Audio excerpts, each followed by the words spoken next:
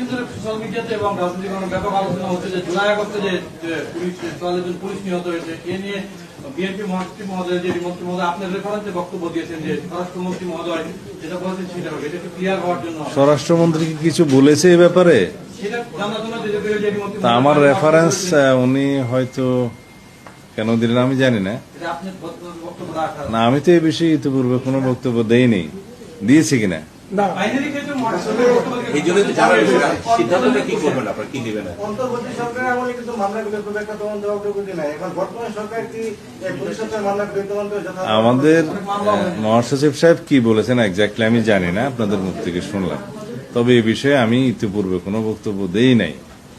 তবে আপনাদের নিশ্চয়ই জানা আছে একটা সুরক্ষা অধ্যাদেশ নামে একটা অধ্যাদেশ অন্তর্বর্তীকালীন সরকারের শেষ দিকে জারি করেছে, এবং তার ভিত্তি ছিল জুলাই জাতীয় সনদের অঙ্গীকার নামের একটি দফা।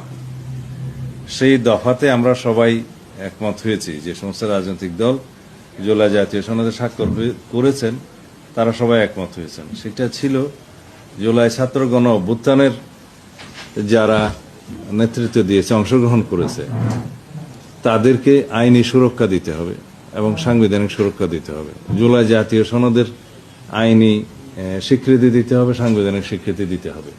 এই সমস্ত অঙ্গীকার আমরা সই করেছি এবং অঙ্গীকারাবদ্ধ হয়েছি। তার আলোকেই আমরা যা কিছু সিদ্ধান্ত নেওয়ার নেব।